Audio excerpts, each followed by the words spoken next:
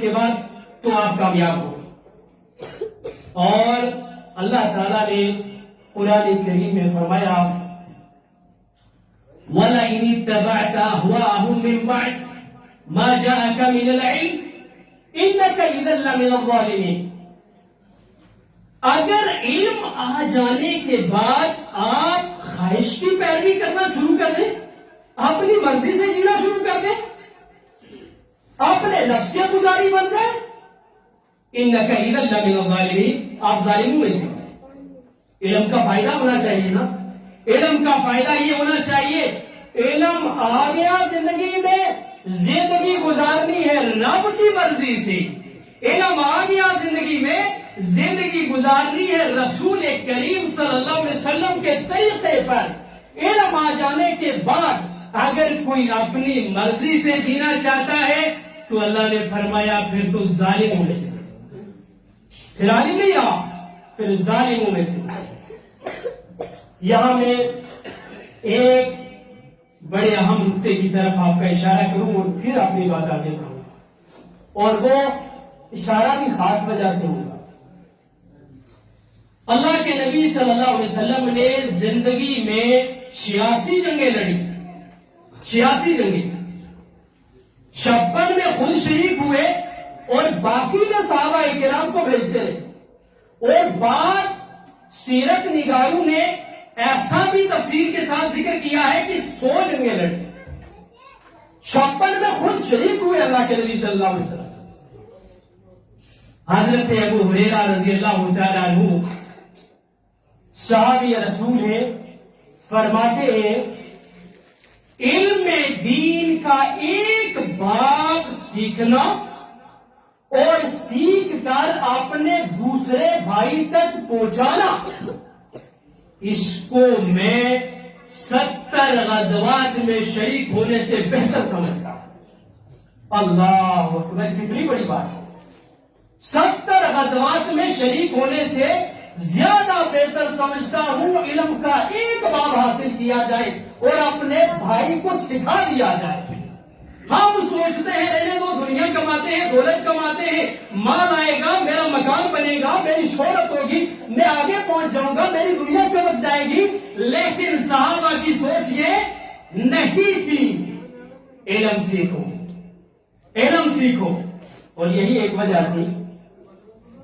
حضرت ابو دردہ رضی اللہ تعالیٰ عنہ فرمایا کرتے تھے من رأى ان العدو الى العلم ليس بجهاد لقد نقص عقل ورأي.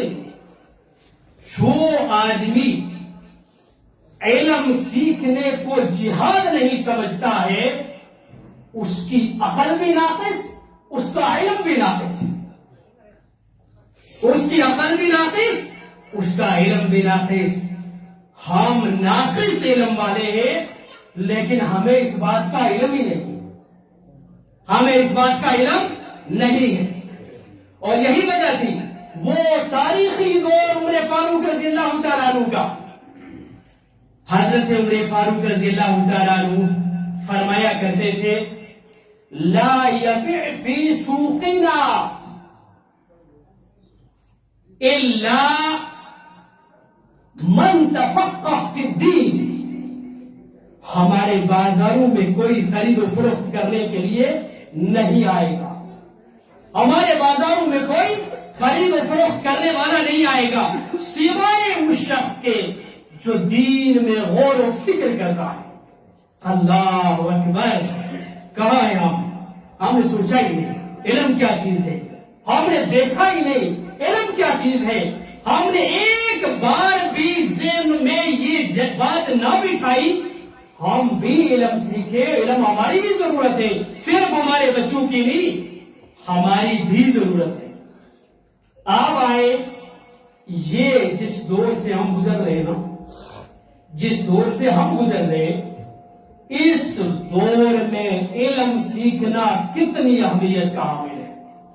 جس وقت اہل اسلام کے لیے قدم قدم پر چیلنجز ہیں، قدم قدم پر فتنے اس کے راستے میں آتے ہیں.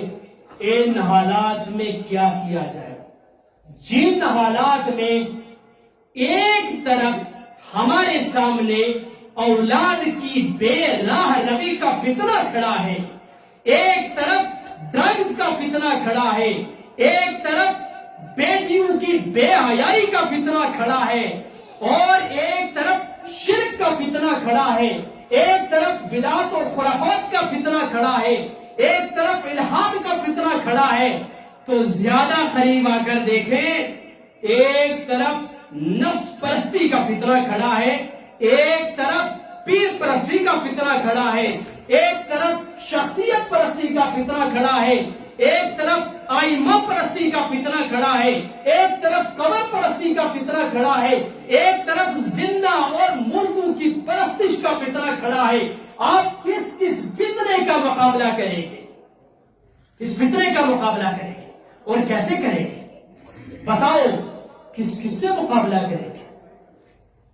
اللہ کے بندو، ہر فتنے کا مقابلہ کرنے کے لیے ضروری ہے علم سیکھو، علم سیکھو، علم سیکھو، اپنی اولاد کو علم سکھاؤ، خود سیکھو گے، اپنی اولاد کو سکھاؤ گے، ہر غیر کا جواب آنکھوں میں آنکھیں ڈال کر دو گے، ہر فتنے کا مقابلہ اپنی زبان سے کرو گے، اپنے علم سے کرو گے، اور اگر جہالت میں زندگی گزارو گے نا، ساری زندگی رو گے، ساری زندگی رسوائی ہمارا مقدر بن کر رہے گی، ہماری اولاد کا مقدر بن کر رہے گی۔